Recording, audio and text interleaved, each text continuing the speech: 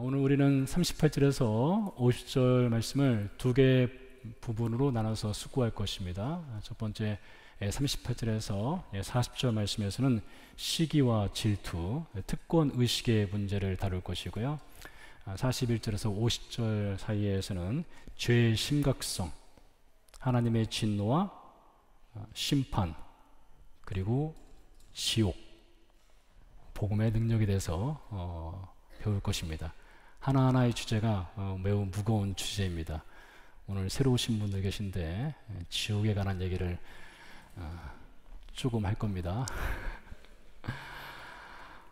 먼저 38절에서 요한은 이렇게 말합니다. 우리를 따르지 않는 어떤 사람들이 주님의 이름으로, 예수의 이름으로 귀신을 쫓는 것을 보고 우리와 함께하지 않기 때문에, 우리를 따르지 않기 때문에 그것을 금하였습니다. 그러자 예수님께서 금하지 말라. 내 이름으로 능한 일을 행한 후에 즉시로 나를 비방할 사람은 없다. 이어서 40절에서 우리를 반대하지 않는 자는 우리를 위하는 자니라, 이 말씀을 주셨습니다. 자, 이 사건이 있기 며칠 전에 예수님과 제자들은 빌립보 가이사랴에 있었습니다. 예수님께서는 세 명의 제자 베드로, 요한, 야고보를 데리고 한 높은 산에 올라가 그 몸이 영광스러운 부활의 몸으로 변형되셨고, 그 사이 산 아래에서는 제자들이 귀신 들린 아이로부터 귀신을 쫓아내지 못하는 실패를 경험하게 되었습니다. 그런데 며칠 후에 12제자는 귀신 쫓는 것을 실패하였는데 그들에게 속하지 않은, 이름도 없는 어떤 사람은 예수의 이름으로 귀신을 쫓아내는 본능을 행한 것입니다.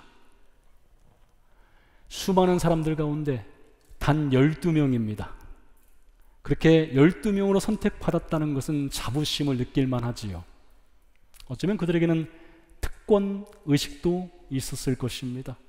그런데 12에 속하지 않은 어떤 사람, 자신들은 실패했는데 그 어떤 사람은 귀신을 쫓아내는데 성공한 거예요. 그것을 보는 마음이 그리 편하지는 않았을 것입니다. 나는 실패했는데 다른 사람은 성공할 때 기분 좋게 박수치는 것 쉽지 않죠. 그때 사람에겐 들어오는 마음이 있습니다. 아마 누구나 예외는 없을 거예요. 저라고 배울 수 있겠습니까? 누구나 들어오는 마음, 시기심이 들어올 수 있어요. 질투하는 마음에 사로잡힐 수 있습니다. 그래서 이 12제자는 이 사건을 통해서 시기와 질투의 병에 걸릴 위기에 있거나 이미 걸렸을 수도 있습니다. 자, 그런데 성경에 보니까 이 시기 혹은 질투가 얼마나 위험한지를 여러 군데에서 우리에게 가르쳐 주는 말씀이 있어요. 몇 말씀 준비해 봤는데 이런 말씀이 있습니다. 욥기서 5장 2절에 보니까 분노가 미련한 자를 죽이고 시기가 어리석은 자를 멸하느니라 했습니다. 약간 해석을 덧붙인다면 어리석은 자가 시기를 하는 것이고요, 그 시기의 결과는 멸망이라는 것입니다. 잠언서 14장 30절에 보니까 평온한 마음은 육신의 생명이나 시기는 뼈를 썩게 하느니라 했어요. 뼈를 썩게 하는 것이 시기다. 또 잠언서 6장 19절에 형제 사이를 이간질하는 것은 하나님이 미워하신다 했습니다. 여러분, 형제 사이에서, 사람 사이에서 이간질하는 것은 시기와 질투 때문에 일어나는 일들이거든요.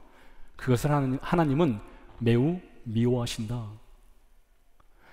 존 밀턴의 작품 신라곤에 보면 다음과 같은 비슷한 글이 있습니다. 사탄은요, 사람의 마음을 유혹하고 그 마음에 시기와 질투의 씨앗을 집어넣어서 죄를 범하도록 이끌어 갑니다.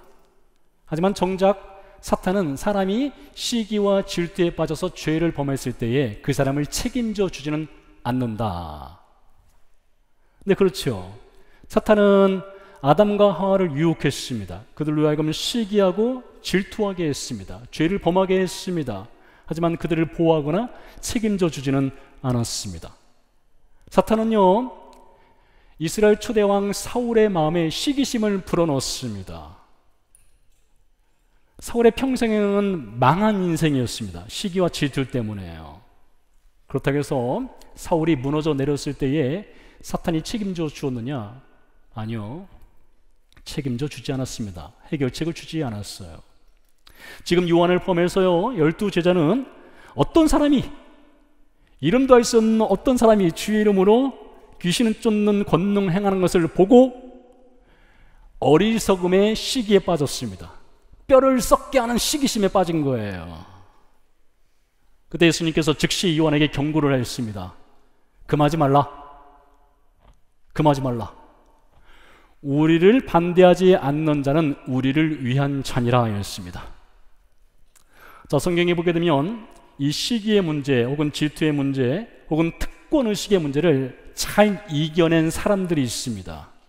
우리는 성경을 통해서 어떻게 하면 우리가 빠질 수 있는 시기와 질투 혹은 특권의식에서 벗어날 수 있는지를 배울 수 있는데, 두 가지 경우를 보도록 하겠습니다. 첫 번째 경우는 민수기 11장에 등장합니다. 모세가 하나님의 사역을 하다가 번아웃 됐습니다. 그래서 하나님께 간구하죠. 저를 죽여주십시오. 하나님께서는 모세를 도울 수 있는 70명의 장로, 엘더를 세우기로 하셨습니다. 그리고 그 70명의 장로들에게 하나님의 권능을 주시겠다 하셨어요. 그들을 장막으로 불렀습니다. 그들에게 하나님께서 권능을 주셨습니다. 근데 마침 이 70명 중에서 2명, 엘닷과 메닷이라고 하는 이 두 사람이 그 장막 모임에 참여하지 못하게 되었습니다. 그들은 아마 다른 곳에 있었겠죠. 근데 하나님께서 이 장막 모임에 참석하지 않은 엘닷과 메닷에게도 하나님의 권능을 부어주셨어요. 그때 엘닷과 메닷이 하나님의 권능을 받게 되었을 때에 그 자리에 한 소년이 있었습니다. 이 소년이 그것을 보고 다름질을 쳐서 모세의 종인 여호수아를 찾아갑니다. 그리고 그 사실을 보고해요. 엘닷과 메닷이 하나님의 권능을 받았어요. 자, 여호수아가 어떻게 반응하는가를 민수기서 11장 28절 29절에서 보도록 하죠. 택한 자 중 한 사람 곧 모세를 섬기는 눈의 아들 여호수아가 말하여 이르되 내 주 모세여 그들을 말리소서. 모세가 그에게 이르되 네가 나를 두고 시기하느냐? 여호와께서 그의 영을 그의 모든 백성에게 주사 다 그 선지자가 되게 하시기를 원하노라. 여호수아는요, 자신이 섬기는 모세, 그 모세를 위한다는 마음을 가지고 엘닷과 메닷의 그 능력을 금하라 것을 요청합니다. 그때 만일 모세가 여호와의 말에 귀를 기울이고 엘닷과 메닷의 능력을 금하였다면 둘은 시기의 병에 빠지는 겁니다. 어리석은 것이고요, 뼈를 썩게 하는 질병에 들어가는 거예요. 하지만 모세는 어떻게 했습니까? 시기하지 말라. 나는 하나님이 모든 백성에게 선지자의 능력을 주시기를 원한다. 단호한 말로 거절하였습니다. 여러분, 우리가 시기와 질투를 하지 않는 방법은 마음을 잘 지키는 겁니다. 내 마음을 잘 지켜서 시기심이 들어올 때 난 그렇게 하지 않을 거야 라고 단호하게 거절을 하시는 거예요. 또 한 경우는요, 사도행전 6장에서 찾아볼 수 있습니다. 때는 예루살렘 교회가 7 집사를 세울 때였습니다. 당시 예루살렘 교회는 이스라엘 본토 출생인 신자들과 해외에서 생활하다가 역이민해서 예루살렘 교회 신자들이 된 사람들이 있었습니다. 두 부류의 사람들이 있었어요.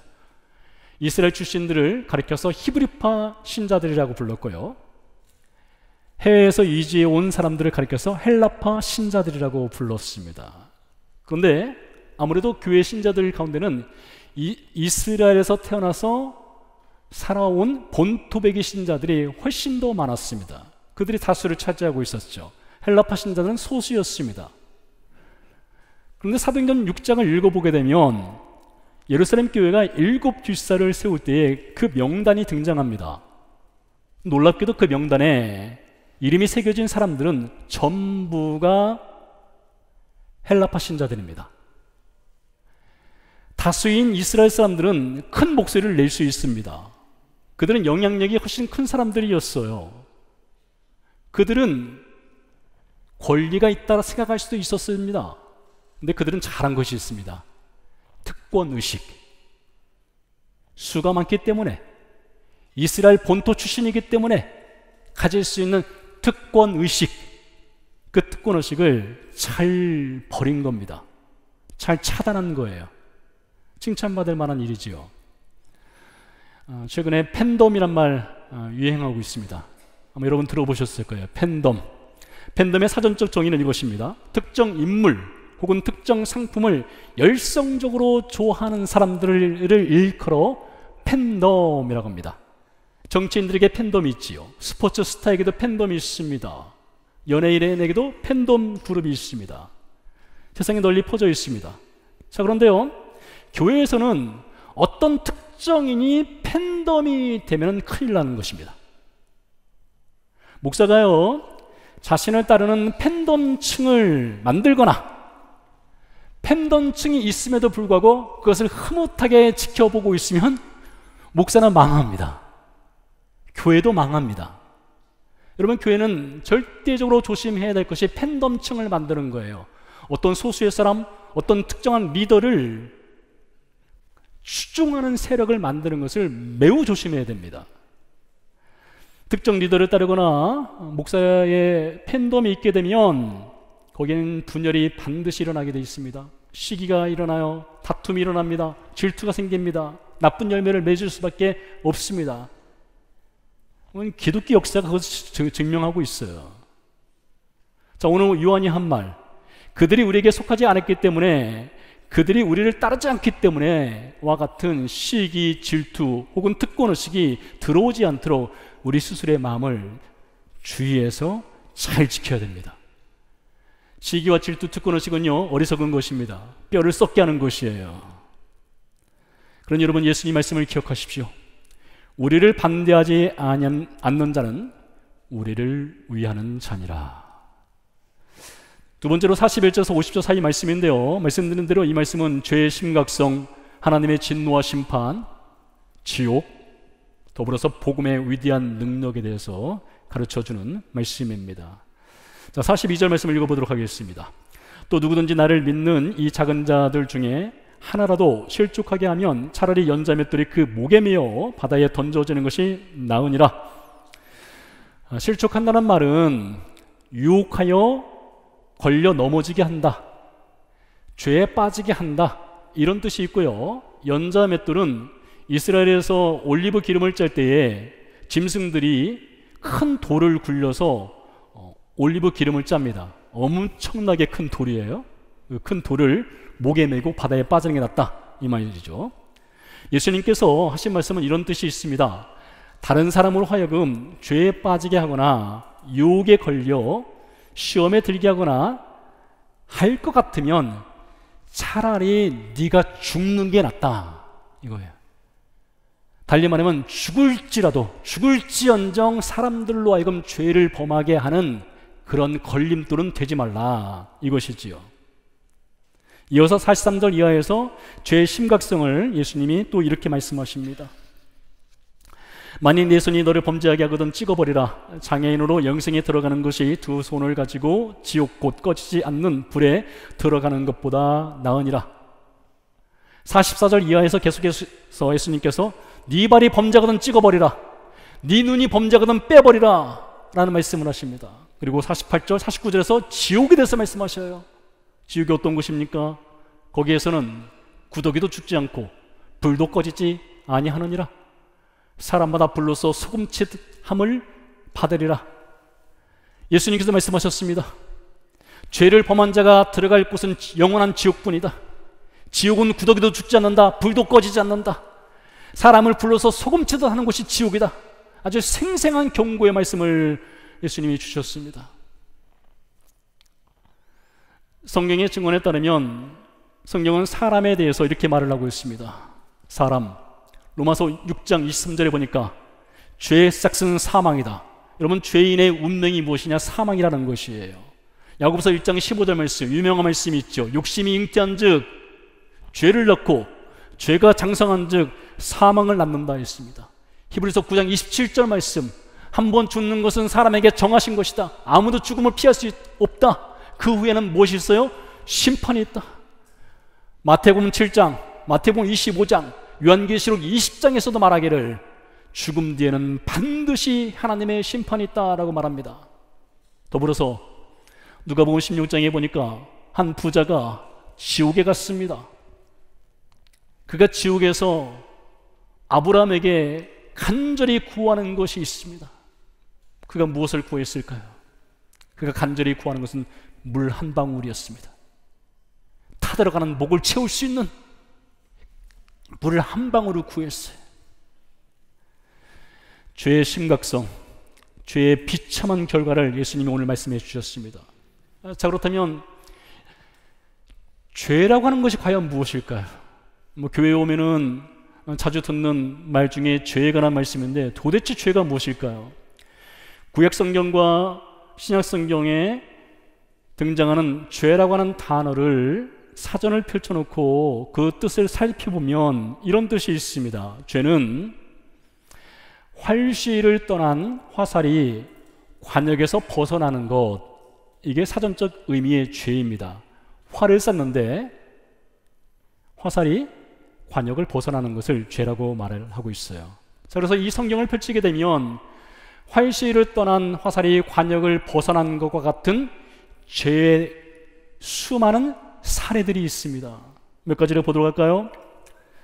창세기 2장에 보니까 하나님 말씀하셨습니다. 선악과를 놓고 이것을 먹으면 반드시 죽는다라고 경고하셨어요.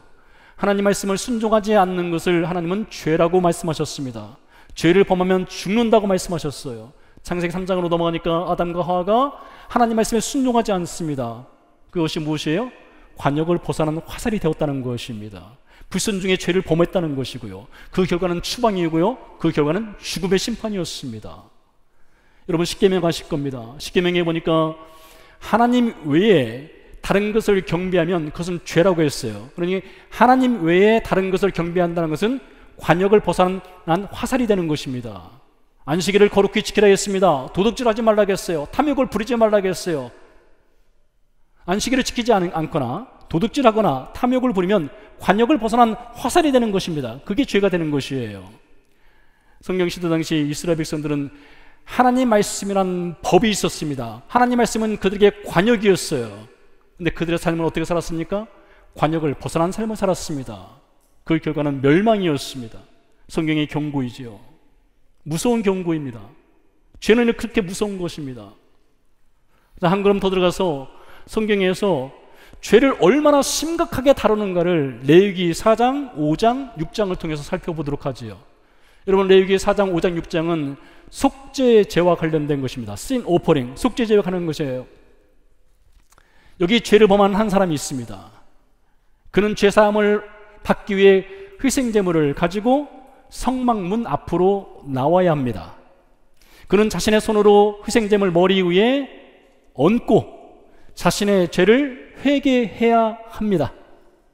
유대 랍비들은요, 이 회개 장면을 이렇게 가르쳤습니다. 들어보세요. 회개할 때는 누가, 언제, 어디서, 무엇을, 어떻게, 왜, 이거 뭐라고 하죠? 육하원칙이요. 누가, 언제, 어디서, 무엇을, 어떻게, 왜, 육하원칙에 따라서 자세하게, 세세하게 회개해야 한다. 자, 그 가르침에 의하면은 이 사람은 성막문 앞에 나와서 짐승의 머리에 자신의 손을 얹고 누가, 언제, 어떻게, 육하원칙이 잘 기억이 안 나니까요. 아무튼 뭐 그렇게 자세하게 회개를 해야 한다는 것이에요. 근데 여러분 들어보세요. 우리는 회개할 때에 은밀하게 합니다. 제가 죄를 지었을 때 여러분 앞에 공개적으로 제가 이런 죄를 지었습니다 이렇게 말하지 않죠. 하나님 앞에 들어가서 은밀하게 합니다. 근데요, 성막에서의 회개는요, 은밀한 회개가 될 수 없습니다. 희생제물을 끌고 와야 되는데 희생제물 양을 끌고 오든지 소를 끌고 오든지 그것을 어떻게 접어서 갖고 올 수 있나요? 아니죠. 다 보여야 됩니다. 열린 공간이에요. 사람들이 있는 곳에서 육하 원칙에 따라서 누가 언제 어디서 무엇을 어떻게 왜 라고 하는 것을 스스로 고백해야 됩니다. 거기서 끝나지 않습니다. 이 사람은 짐승을 잡아야 됩니다. 희생제물을 잡아야 하는 거예요. 자기 손으로요. 여러분 가운데 살아있는 짐승 잡아본 적이 있습니까? 저는 해봤습니다. 중학생 때요. 이웃집 아주머니께서 닭을 잡아주면 닭고기 주겠다 유혹하셔서 제가 잡아봤습니다. 닭머리를 삽으로 지그시 누르고 올라탔습니다. 죽은 줄 알고 내려왔는데 닭머리가 대충 잘려가지고 열심히 달아나는 것을 보았습니다. 지금도 그 장면을 기억합니다. 생생하게요. 얼마나 놀랍고 무서웠는지 모릅니다. 여러분, 사람이 살아있는 짐승을 잡는 것은 결코 쉽지 않습니다. 물론 직업적으로 하시는 분들이 있지만 결코 쉽지 않은 이거예요. 하지만 하나님 말씀하셨어요. 죄를 범한 사람은 자신의 손으로 살아있는 짐승을 잡아야 한다. 제사장은 희생제물의 가죽을 벗깁니다. 살을 발라내고 뼈를 발라냅니다. 피는요 성막의 휘장에 뿌립니다. 번제단에 뿌려요. 그리고 희생제물을 불태웁니다. 그 모든 과정에 죄를 지은 사람이 동참해야 하는 것이에요. 저나 여러분이나 그 자리에 동참했다면 우리는 분명 이렇게 스스로 다짐했을 것입니다. 내가 죽는 한이 있어도 다시는 죄를 범하지 않겠다. 하나님께서 왜 살아있는 짐승을 잡아서 희생제물로 드리는 속죄제를 드리라 했을까요? 왜 굳이요? 죄의 심각성을 가르쳐주기 위함입니다. 죄를 하나님이 얼마나 싫어하시는지, 하나님이 죄에 대해서 얼마나 진노하시고 심판하시는지를 직접 보여주기 위해서, 온몸으로 알도록 하기 위해서 그렇게 가르쳐 주신 거예요. 자, 오늘 말씀을 보십시오. 예수님이 죄를 얼마나 심각하게 보는지를 아주 레디컬하게 표현하고 있습니다. 한 사람을 실족하게 하느냐? 차라리 연자 맷돌이 그 목에 매어 바다에 던져지는 것이 낫다. 차라리 죽어라. 범죄하는 손과 발을 잘라내라. 범죄하는 눈을 빼버리라. 그렇게 해서라도 영원한 생명에 들어가는 것이 낫다. 그렇지 않으면 죄를 범하는 인생의 종착점은 영원한 지옥이다 말씀하셨어요. 여러분이 전하는 저도 불편하고 듣는 우리들도 매우 듣기 불편한 말씀이 죄의 심각성, 하나님의 진노, 하나님의 심판, 지옥에 관한 말씀입니다. 누가 이 말씀을 듣고 싶어 하겠습니까? 누가 이 말씀을 전하고 싶겠습니까? 하지만 여러분 들어보세요. 이러한 죄의 심각성과 하나님의 진노와 심판, 지옥에 대한 경고야말로 하나님의 아들이 세상에 오셔야만 하는 이유를 분명하게 알려주는 것입니다. 하나님의 아들이 십자가에서 죽으셔야만 했던 이유를 알려주는 것이에요. 그 누구도 예외 없이 복음을 반드시 들어야만 하는 이유가 여기에 있습니다. 죄의 심각성에 있어요. 하나님의 진노에 있어요. 하나님의 심판에 있습니다. 지옥이 있기 때문에 우리는 복음을 들어야 되는 것입니다. 그래서 성경에 보니까 바울이 예수께서 이 죄의 문제를 해결하기 위해서 하신 일들을 쭉 나열하고 있습니다. 몇 가지를 볼까요? 로마서 5장 8절에 보니까 우리가 잘 알고 있는 말씀이 있습니다. 우리가 아직 죄인 되었을 때에, 즉 우리가 이미 지옥에 들어간 인생과 같을 때에 그리스도께서 우리를 위하여 죽으셨다. 고린도전서 15장 3절에 보니까 그리스도께서 우리 죄를 위하여, 단순히 나를 위하여, 우리를 위하여가 아닙니다. 우리 죄를 위하여 죽으셨다. 고린도서 5장 21절에도 같은 말씀으로 하나님이 죄를 알지 못하신 이, 즉 예수님을 우리를 대신하여 죄가 되게 하셨다. 갈라디아서 1장 4절에서도 그리스도께서 우리를 위하여가 아니라 우리 죄를 대속하기 위하여 자기 몸을 주셨다. 마태복음 26장 28절에 보니까 예수님이 직접 이렇게 말씀하십니다. 죄사함을 얻게 하려고 나는 너희를 위해 내 피를 쏟아 붓겠다 말씀하셨어요. 요한일서 2장 2절에 보니까 예수님은 우리 죄를 위한 화목제물이 되셨다. 히브리서 9장 28절 말씀, 그리스도께서 많은 사람의 죄를 담당하시려고 십자가에서 죽으시고 피를 흘려주셨다. 그런 여러분, 이 성경에서 가장 파워풀한 표현이 있다면 바로 이것입니다. 그리스도께서 나의 죄를 위해, 우리 죄를 위해 죽으셨다. 이거야말로 가장 파워풀한 표현이 아니겠습니까?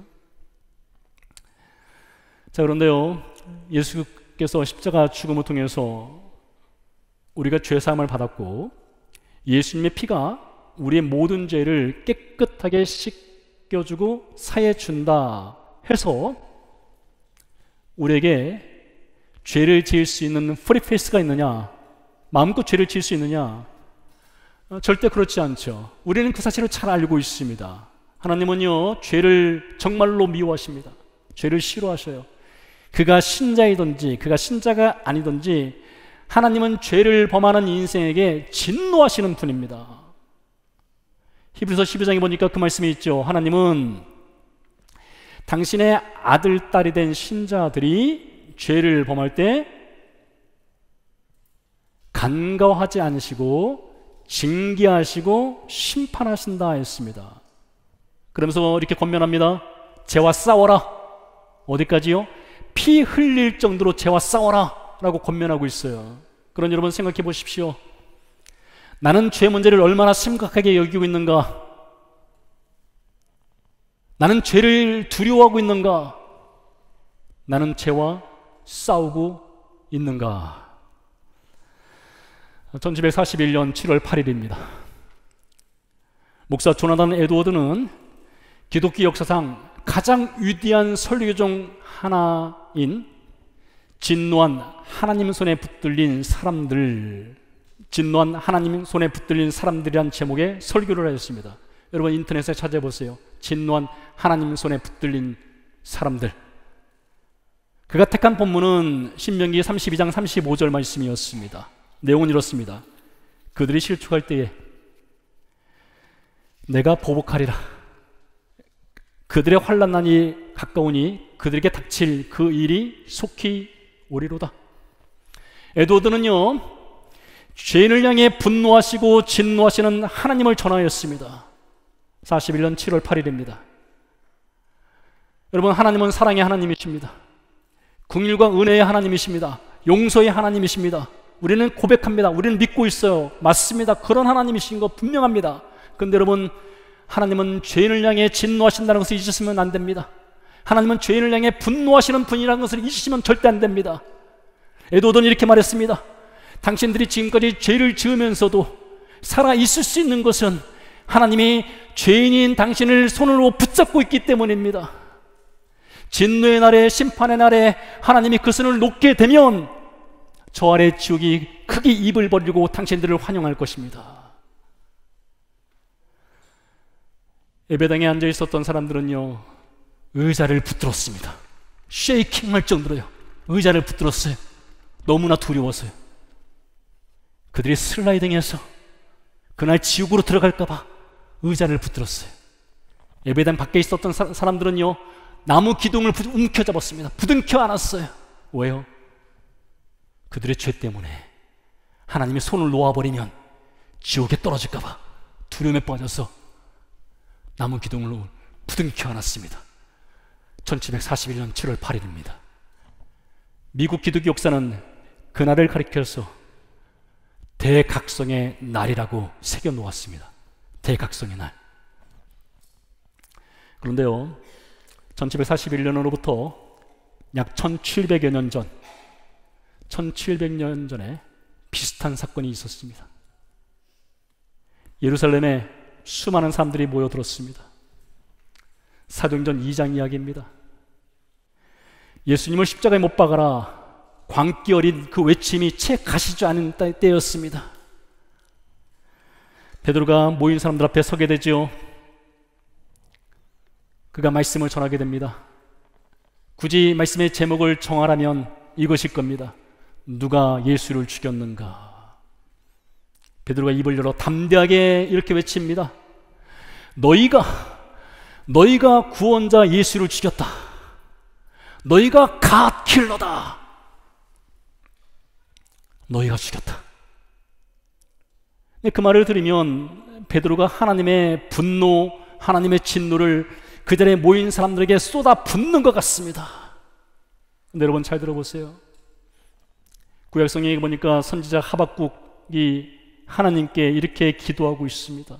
하나님, 진노 중에라도 궁유를 잊지 말아주세요. 진노 중에라도 궁유를 잊지 마세요. 여러분, 우리 하나님 그런 분이십니다. 하나님은 진노 중에도 궁유를 잊지 아니하시는 분입니다. 하나님은 진노하시지만, 심판하시지만 용서하시기를 기뻐하시는 분입니다. 그래서 하나님의 진노의 목소리 그 안에는 무엇이 담겨 있어요? 돌아와라, 회개하라, 나는 너희를 용서할 준비가 되어 있다. 이것이 담겨 있는 것입니다. 베드로가 말했습니다. 너희가 예수를 죽였다, 너희가 하나님의 아들을 죽였다 말씀했어요. 그때 그 말을 들었던 많은 사람들의 성경의 증언에 따르면 마음의 찔림을 받았다고 했습니다. 그리고 그들이 말하죠. 형제들아, 우리가 어찌할꼬?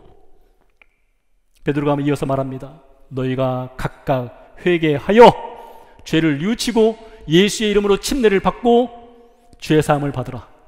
그러면 성령을 선물로 받으리라 하였습니다. 예수를 십자가에 못 박아라 외쳤던 사람들입니다. 예수의 피를 손에 묻혔던 사람들입니다. 근데 그날 그들이 회개했습니다. 돌아섰습니다.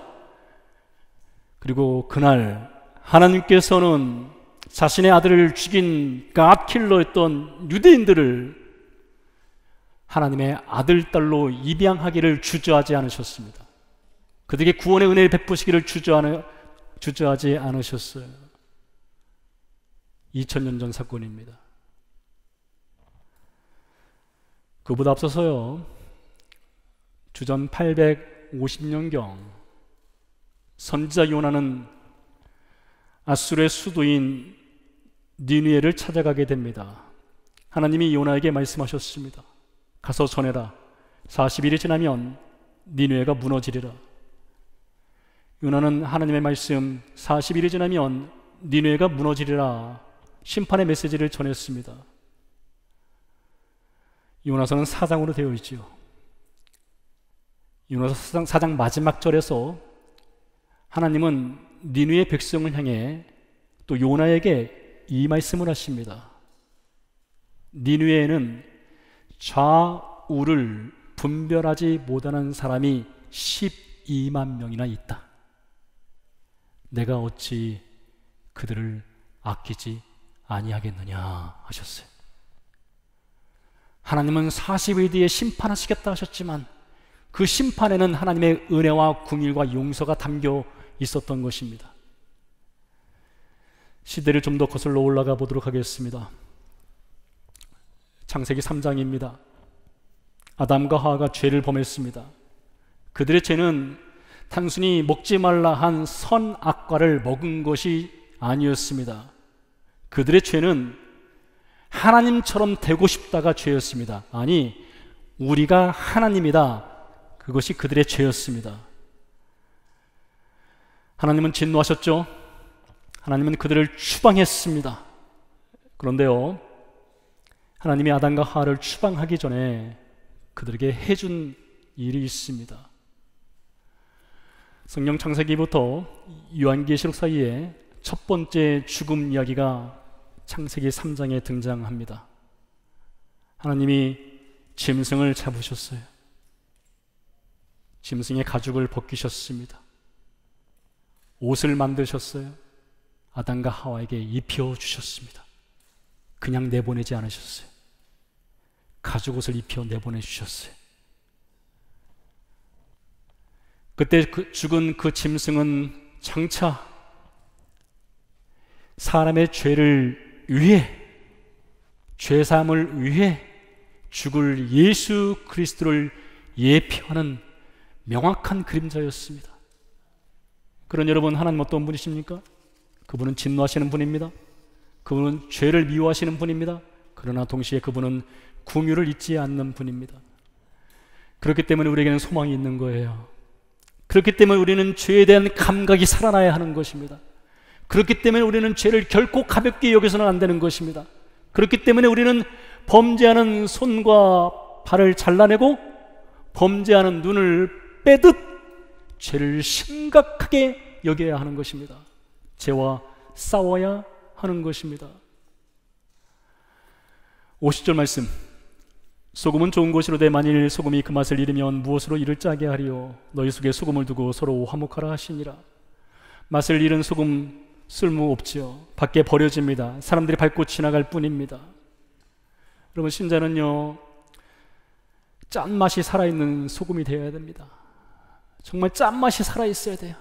짠맛이 살아있는 소금의 신자, 그 소금의 신자는요, 시기와 질투와 싸웁니다. 저항합니다.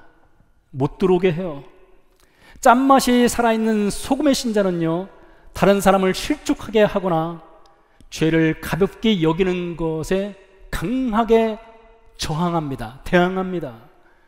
짠맛이 살아있는 신자는요, 죄를 매우 무겁게 여깁니다.